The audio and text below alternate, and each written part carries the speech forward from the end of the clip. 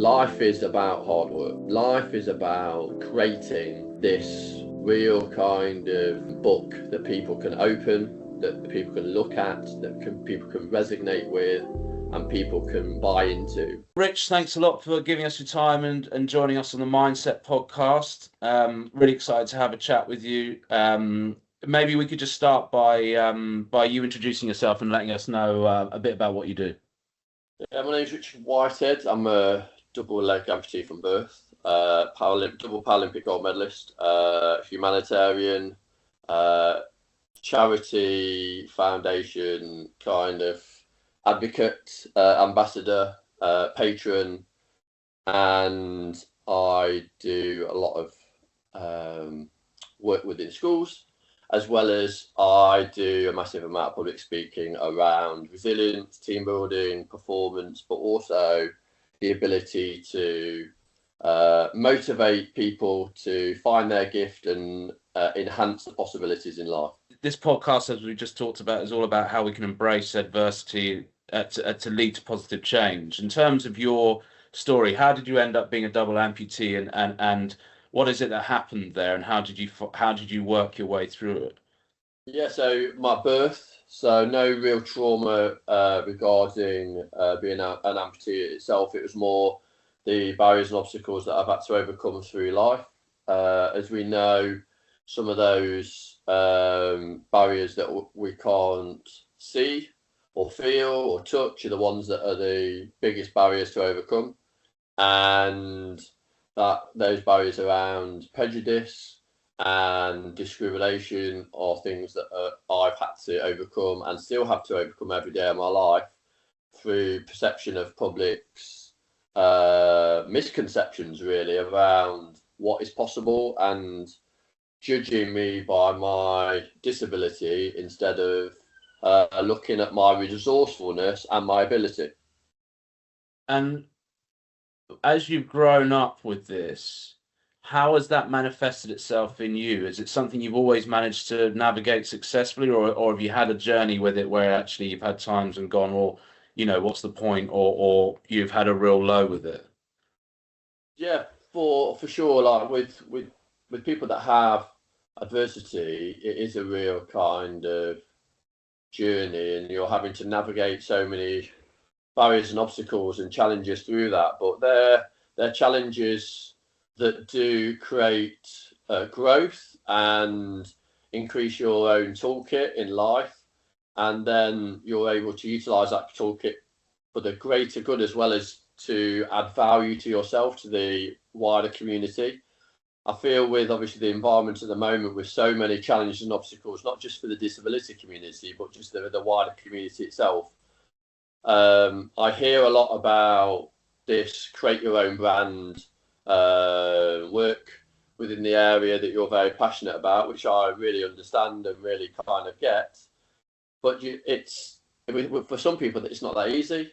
But also I think for me it's bigger than that. It's about understanding what your why is and why you've gravitated towards this place in time where you feel that you've got an opportunity to enrich the wider community.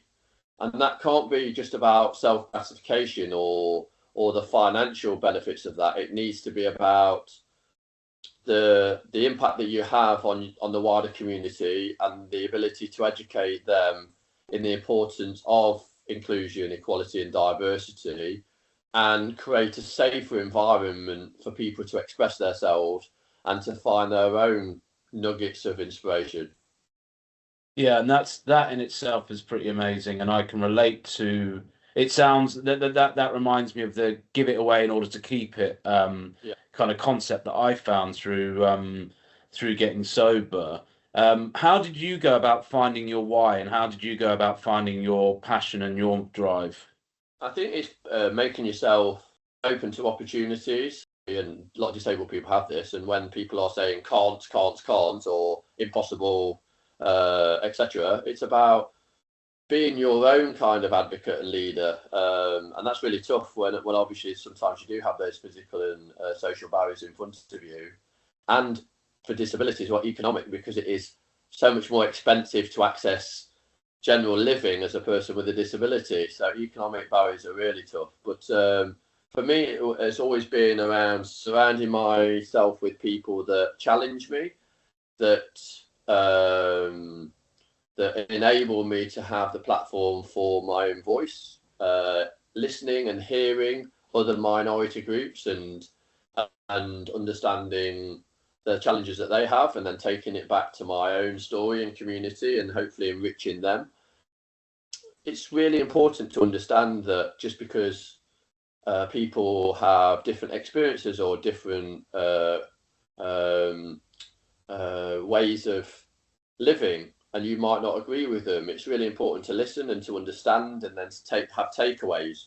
And hopefully when people listen to it when I talk and hear my story, they might not have experience within the same areas, maybe performance sport, but their takeaways might be around resilience or might be around overcoming adversity. And that's what's really important, is that you're open to those conversations. But then when I'm speaking, I want to relate to the audience that I'm speaking in front of, because I really want people to be challenged and then understand that they've got hope, and everybody has a gift and you can nurture that gift. Yeah, which is pretty amazing stuff. And when you look at your journey into sport specifically, and everything you and everything you do now with the marathon running, what was it that first got you into that? Because some people may look at it and say, you know, you've done 80 marathons this year, you want to do another 20 to get to 100, and may look at that and go, well, why is he putting himself through all of that? What was it that made you drawn towards doing those things? And again, it's that why changes. First of all, I was inspired by an athlete and single leg amputee called Terry Fox. Saw him take on his massive journey of running from east to west of Canada as an amputee, as a cancer sufferer in the late 80s, and related to some of the real physical challenges that he had to overcome, and some of those social barriers and mental health, physical health challenges that we all have to overcome. And as a young boy, seeing that, it definitely gave me hope and real focus to when my time comes that I can accept a challenge such as his. 14 more years later, and I still haven't got my running prosthetics because they're not available. Then all of a sudden, I have that opportunity to run when I was 28, and the sky's the limit. It's one of those where perseverance has been really key to what I've done, but also within life, I've always kind of been trying to surround myself with people that do see beyond the disability and see ability, but also empower me through hard work, through focus, and going above and beyond your own kind of personal gratification of winning. That moment on the podium in 2012 when I won my first Paralympic gold, that was about being able to catapult myself into hopefully the minds of people back in the UK and all over the world around don't judge a book by its cover, and we can all kind of achieve some incredible things if we really believe and achieve it's possible. And that's been my mindset, that's been my mantra.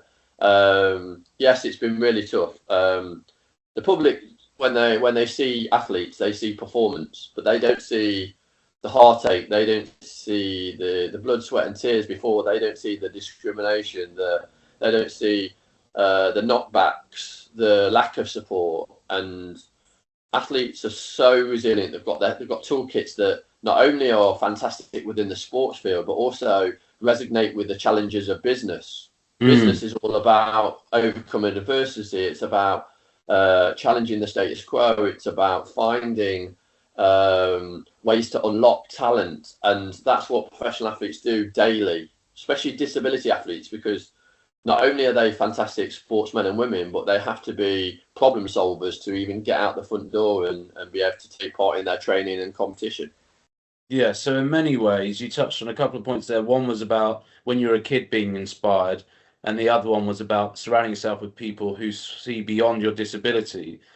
And then that training that people don't see in the background. Would you say that from a young age, you feel like you've almost been in training for this mindset you have now, and also What was that like when you were a kid? Did you have people that always saw past your disability, or was it a lot tougher then? For sure not. No, I think my parents really set me up. Working class parents. There wasn't people with disabilities in my local village.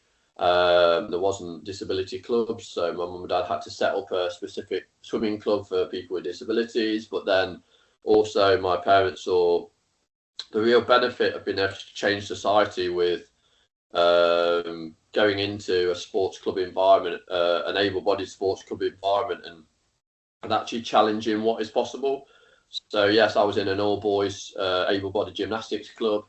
Went to obviously a swimming club as well, and from that moment, really understood that I could be part of society. And I didn't realise that it would obviously take me so long to be as successful as I am, but I think the narrative that society has at the moment, it's all a now society where the journey, the path, the process of success shouldn't be limited to a time. It should be limited to progression. And you can, as long as you're progressing through life, then the journey never ends. I'm 48 years old now. I'm still getting better, stronger, faster with what I do. And that's not just running marathons. That's with everything, my work, my team keeps expanding because I want to have more of an impact on people with disabilities all over the world, as well as really challenge myself as well. I'm not, people say, oh, how does it feel to be an athlete? I think I'm not just an athlete, and I don't want to be just remembered as an athlete. I think I'd like to be remembered as a person that is somebody that wants to change perceptions. I want to be able to empower people. I want to support young people's journeys and challenges, but also show people that the sky's the limit. And it's about yourself driving that, because you're your own passenger in life, but surround yourself with people that can fuel that engine, as well as people that you can also have a external impact on their own journeys and take them on that journey with you. Yeah, yeah, and that makes an awful lot of sense to me. And you touched on there in 2012 competing in the Paralympics and winning gold, I think. Um, what was that experience like for you as a moment, and how did your life change, if at all, after that moment? Yeah, massive moment. But it's okay to have those moments, but if you don't maximize those moments, then it's just what happened then. It's not a platform springboard. I feel that, and this is a criticism generally to athletes, that the athletes expect to work hard on the track or in the pool or on the velodrome and then win that medal, and then things just organically come to you. And that's not what happens in the long term. Athletes need to understand that life is about hard work. Life is about creating this real kind of book that people can open, that people can look at, people can resonate with, and people can buy into. And part of that journey is maybe your opportunity of enrichment, and mine is sport. Some people's is entertainment, some people's is business, some people's community leaders. And as soon as people resonate with some of those challenges, but also see an opportunity of, I can be better with being part of this community, then that's when you need to kind of grab it with both hands and say, I'm not just an athlete. I'm also somebody that wants to work with the children of tomorrow and remove some of those barriers, or support what is good about life. Because as we know, especially with your experience, my experiences, my community, life is so precious. It's a ticking clock that we don't know when it's going to stop. So it's about maximizing every day that counts. And being kind is key.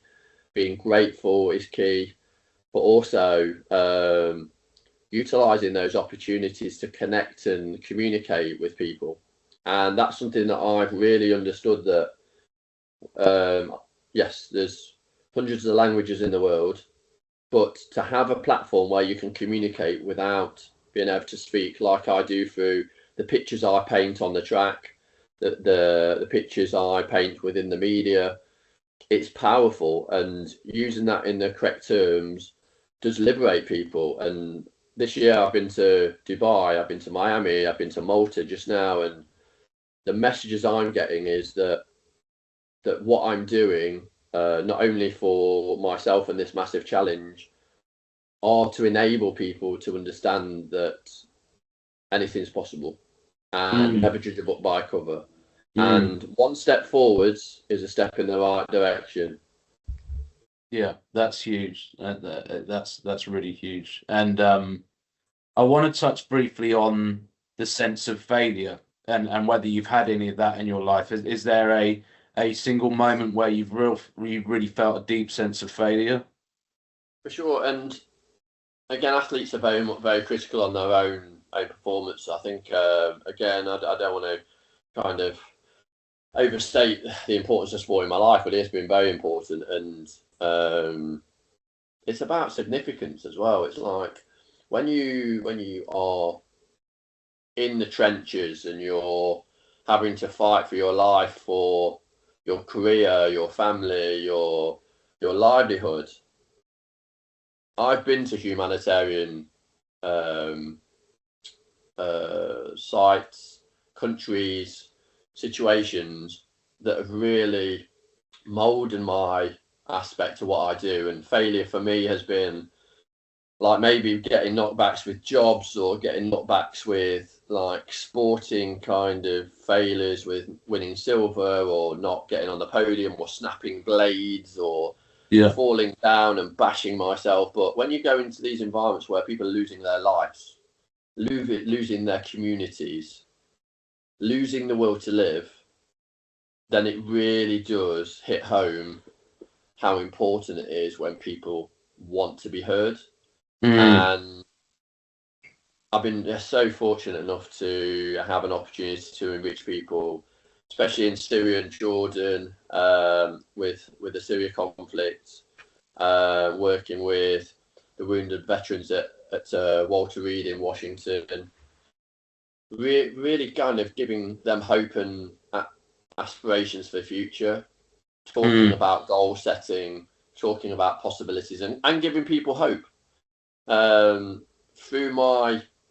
the things that I've been through, the lessons I've learned, hopefully supporting people understand how important life is. And that's where my traumas come from, my own kind of life experiences growing up. I would say I still suffer from trauma of discrimination, of being knocked back, and I still have moments of kind of self-doubt and anxiety through that. And people that have disabilities from birth, I think always will have that trauma.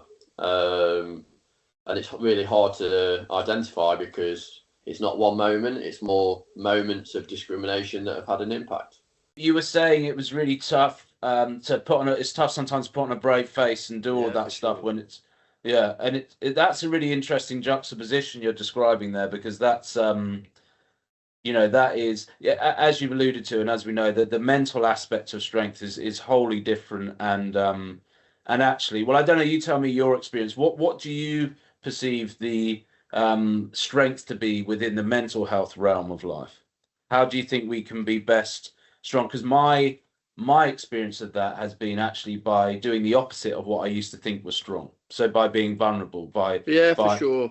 For sure. I like I was just saying, I advocate for putting yourself in those vulnerable situations where you open yourself up to experiences that make you feel uncomfortable, that make you really kind of think about your own misconceptions of what life's really about, and listen to people that might have completely different opinions to you around lots of different things, whether it's like disability, sexuality, religion.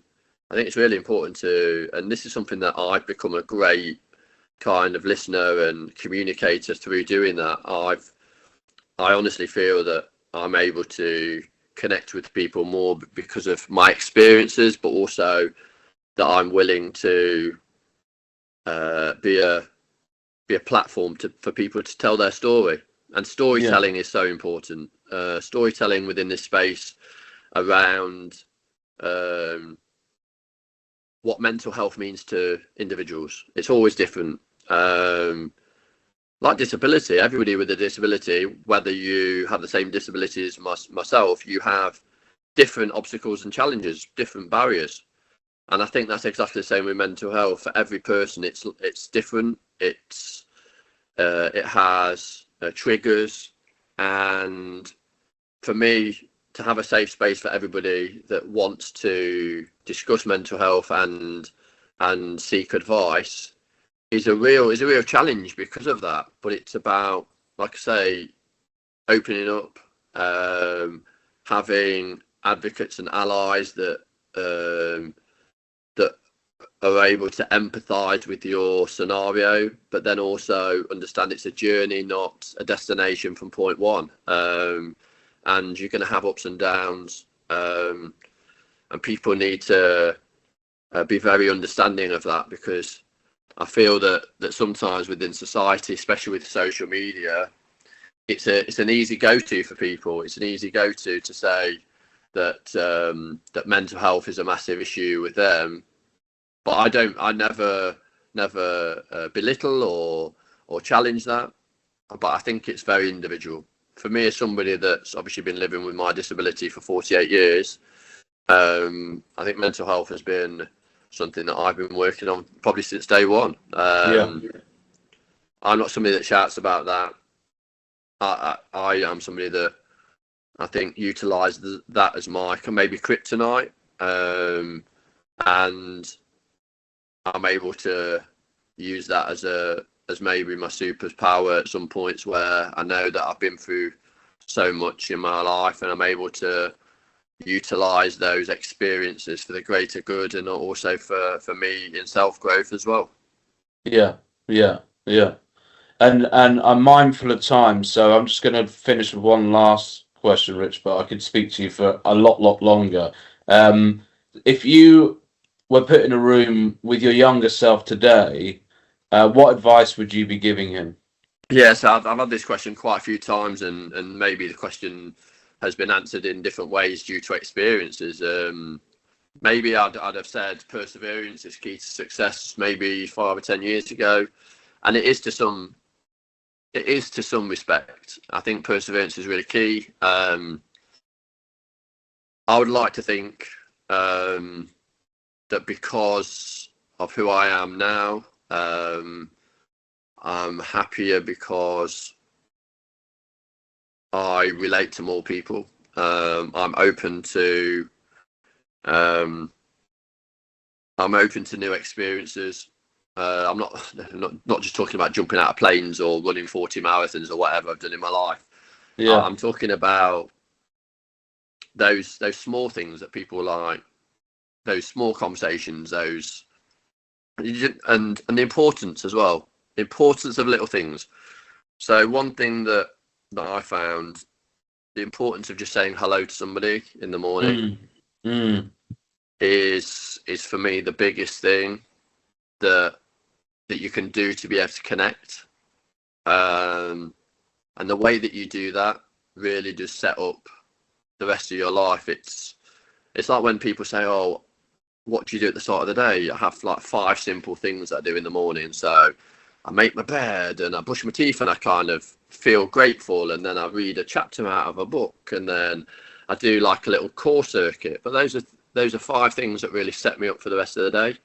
They're not difficult things to do, but it's a real time of reflection, time of growth for myself, but also it's kind of my time to understand that I've got a responsibility as well as a person, as a father, as a person, that people have put their confidence, their time in me in the past, and for me to be an advocate for their messages and build off that for the future Richard Whiteheads. And I know that even the 20-year-old Richard Whitehead would be blasé about disability, would be blasé about inclusion, and also like sport. But I appreciate everybody's support now. I connect with as many people as possible, But I also know that everybody's different and everybody's looking for something that maybe is that nugget of gold that's out there that can change their life. And one thing that can do that is just by a simple hello. Yeah. A good friend of mine calls that pocket lint. Small little connections throughout the day, you know. Yes. Yeah, really, really good. Really good. Rich, really great to speak to you, and thank you so much for coming on. I really appreciate it.